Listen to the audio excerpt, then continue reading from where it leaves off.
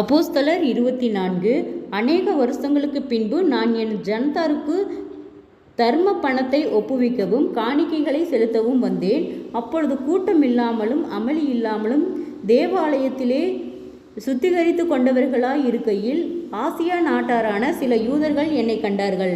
அவர்களுக்கு என் பேரில் விரோதமான காரியம் ஏதாகிலும் உண்டாயிருந்தால் அவர்களே இங்கு வந்து உமக்கு முன்பாக குற்றஞ்சாட்ட வேண்டும் என்றும், நான் ஆலோசனை சங்கத்தாருக்கு முன்பாக நின்றபோது அவர்கள் யாதொரு அநியாயத்தை என்னிடத்தில் கண்டதும் உண்டானால் இவர்களே அதை சொல்லட்டும். நான் அவர்களுக்குள்ளே நின்றபோது மரித்தோர் உயிர்த்தெழுந்திருப்பதை குறித்து இன்று உங்களாலே நியாயம் தீர்க்கப்படுகிறேன் என்று நான் சொன்ன ஒரு சொல்லி நிமித்தமே அன்றி வேறொன்றின் நிமித்தமும் குற்றம் காணப்படவில்லை என்றான்.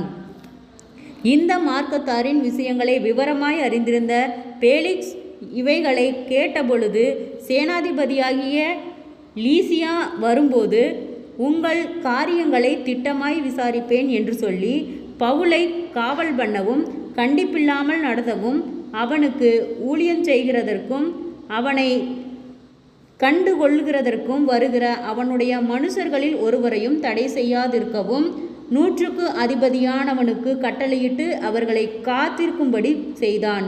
சில நாளைக்கு பின்பு பேலிக்ஸ் யூத ஸ்திரியாகிய தன் மனைவியை துருக்கில்லாளுடனே கூட வந்து பவுலை அழைப்பித்து கிறிஸ்துவை பற்றும் விசுவாசத்தை குறித்து அவன் சொல்ல கேட்டான்.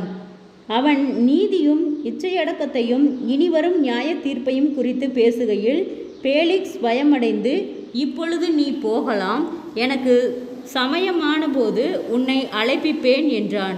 மேலும் அவன் பவுலை விடுதலை பண்ணும்படி தனக்கு அவன் பணம் கொடுப்பான் என்று நம்பிக்கையுள்ளவனாய் இருந்தான். அது நிமித்தம் அவன் அநேக தரம் அவனை அழைப்பித்து அவனுடனே பேசினான். 2 வருஷம் சென்ற பின்பு பேலிக்ஸ் என்பவனுக்கு பதிலாய் பொர்க்கியூ பெஸ்து தேசாதிபதியாக வந்தான். அப்பொழுது பேலிக்ஸ் யூதருக்கு தயவு செய்ய மனதாய் பவுலை காவலில் வைத்துவிட்டு போனான். ஜெபம். கிருபியாய் நேசிக்கிறதா நல்ல தகப்பனே, ஆசீர்வாதமான வேலைக்கு நன்றி செலுத்துகிறோம். இயேசுவின் நாமத்தினாலே அப்போஸ்தலர் 24வது அதிகாரத்தின் பிற்பகுதியை தியானிக்க கொடுத்த தயவுக்காய் நன்றி செலுத்துகிறோம். இயேசுவின் நாமத்தினாலே ஒவ்வொருவரும் கையிட்டு செய்கிற வேலைகள், போகிற வருகிற பிரயாணங்கள், அவர்களுடைய தேவைகள் யாவையும் கர்த்தரை சந்தித்து பாதுகாத்து வழி நடத்தும்படியாய் செபிக்கிறோம். ஆண்டவரே, அநேக போராட்டங்கள், பாடுகள், நிந்தைகள், அவமானங்கள், பொல்லாதாவியின் கிரியைகளுக்கும் பிள்ளைகளை நீர் விலக்கி பாதுகாத்து கொள்ளும். சோர்ந்து போன ஒவ்வொரு இருதயங்களையும் கர்த்தாவே நீர் பலப்படுத்தும். உற்சாகத்தை நாவியினாலே நிரப்பும். நீதியின் வளகரத்தால் எங்களை தாங்கி வழி நடத்துகிற கர்த்தர், இம்மட்டும் வழி நடத்தினவர், இனிமேலும் எங்களை வழிநடத்த போதுமானவராய் இருக்கிறீர். ஆண்டவரே, குறைவுகள் எல்லாம் கிறிஸ்து இயேசுவுக்குள் மகிமையால் நிறைவாக்கப்படட்டும். ஆண்டவரே, ஒரு ஆத்மாக்களும் வெறுமையை போவது முடிய சித்தமல்ல கர்த்தாவே.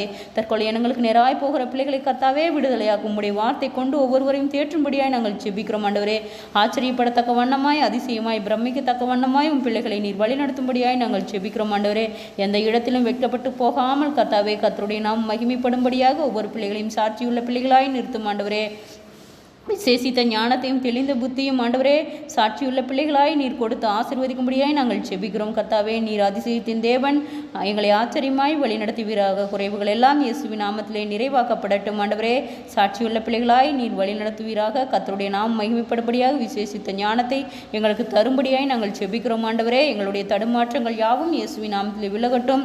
கர்த்தருடைய நாம் மகிமைப்படும்படியாக ஏற்ற வேளையிலே நாங்கள் எந்த இடத்திலே எப்படி பேச வேண்டும் என்று எங்களுக்கு ஞானத்தை கொடுக்கும்படியாய் நாங்கள் செபிக்கிறோம். ஆண்டவரே, அப்பா, உன் நாமம் மகிமைப்படும்படியாய், கர்த்தருடைய நாமம் மகிமைப்படும்படியாய் எங்களை சாட்சியாய் நிறுத்தும். அதிசயத்தை காணும்படி செய்யும். எங்களை பொறுப்பெடுத்துக் கொள்ளும், வழி நடத்தும். இயேசுவின் மூலம் செபங்கேளும் பிதாவே, ஆமேன்.